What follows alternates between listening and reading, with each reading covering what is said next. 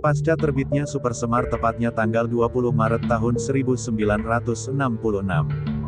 Ratna Sari Dewi, istri Bung Karno yang orang Jepang itu, bertemu dan bermain golf dengan Jenderal Soeharto di lapangan golf Rawamangun. Pertemuan itu digagas guna mencairkan ketegangan antara Soekarno dan Soeharto, yang kala itu kian meruncing.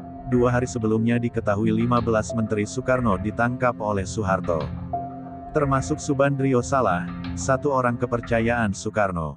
Ratna Sari Dewi, awalnya sangat percaya Super Semar yang diemban Soeharto dapat mengatasi keadaan, bahkan juga disebut-sebut dia sangat gembira dengan pelarangan PKI dan penahanan Subandrio, yang selalu mempengaruhi Soekarno. Profesor Aiko Kurosawa, seorang sejarawan Jepang, mengatakan pasca Super Semar keluar, Dewi belum menyadari dampak serius surat perintah 11 Maret itu terhadap suaminya.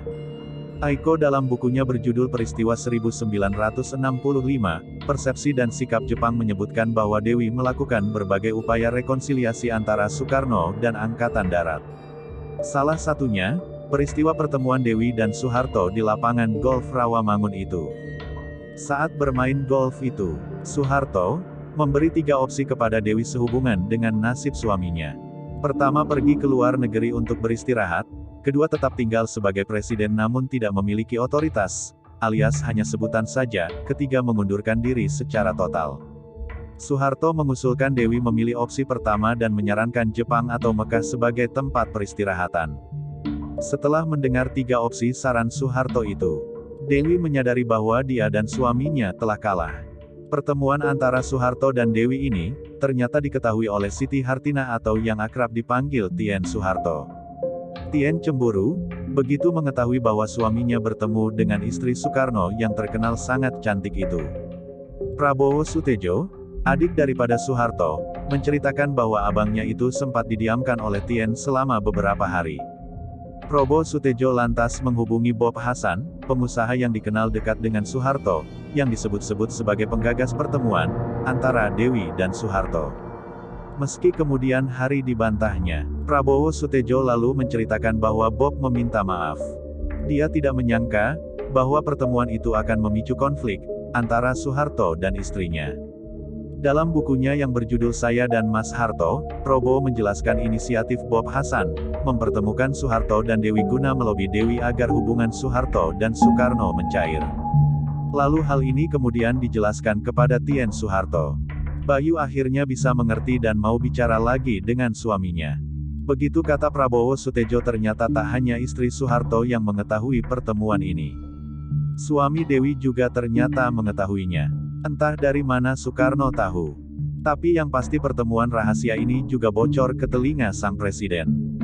Asisten intelijen Kostrad Yoga Sugomo, dalam bukunya Jenderal Yoga Loyalis di Balik Layar, menceritakan bahwa pada suatu malam beberapa orang utusan Soekarno datang ke Kostrad dan meminta Yoga dan Ali Murtopo menghadap Soekarno. Mereka menuduh Kostrad akan menculik Dewi, lalu kondisi ini dilaporkan kepada Soeharto dan kemudian Soeharto melarang Yoga dan Ali berangkat. Utusan tersebut terus mendesak tapi Yoga tetap menolak dan berkata kalau mau perang ya perang. Pokoknya saya tidak mau berangkat. Akhirnya utusan tersebut pergi meninggalkan Kostrad. Sepertinya mereka tidak mau ambil resiko mengingat pengawalan di Kostrad saat itu sangat ketat. Sebenarnya usaha Dewi Soekarno untuk menyelamatkan suaminya sudah dilakukannya sebelum pertemuan itu. Setidaknya diketahui pada tanggal 6 Januari tahun 1966. Dewi pergi ke Jepang dan bertemu dengan Perdana Menteri Eisaku Sato agar memberikan dukungan kepada Soekarno. Namun saat itu pemerintah Jepang telah memutuskan untuk berada di sisi Soeharto dan secara bertahap meninggalkan Soekarno di saat-saat terakhir kekuasaan Soekarno. Dewi pergi meninggalkan Indonesia.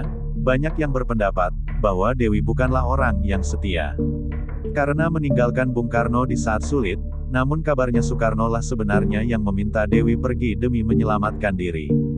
Pada tanggal 11 Maret tahun 1967, Dewi melahirkan buah cintanya bersama Soekarno, Karina Kartika Sari Dewi Soekarno. Begitu nama putri mereka, setelah Soekarno tumbang dan menjadi tahanan politik yang diasingkan Orde Baru. Hari-harinya semakin berat karena dikucilkan. Soekarno pun sakit-sakitan. Jumat tanggal 19 Juni tahun 1970.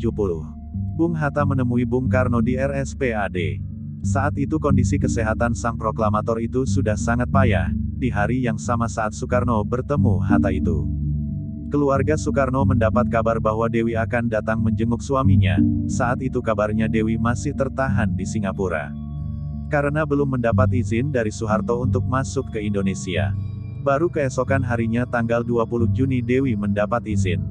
Dewi membawa serta buah hatinya dengan Soekarno.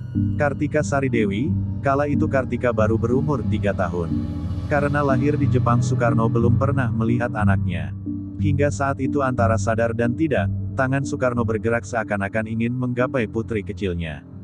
Sayang sekali Soekarno sudah tak punya daya apa-apa lagi, bahkan untuk mempertahankan kesadaran adalah perjuangan tersendiri baginya, menjelang tengah malam pada tanggal 20 Juni tahun 1970. Bung Karno keesokan harinya pada tanggal 21 Juni tahun 1970. Dewi harus kehilangan suami yang dicintainya untuk selama-lamanya. Bung Karno ini seolah-olah hanya menunda kepergian sebelum bertemu 3 orang yang sangat berarti dalam hidupnya, Hatta, Dewi, dan Karina.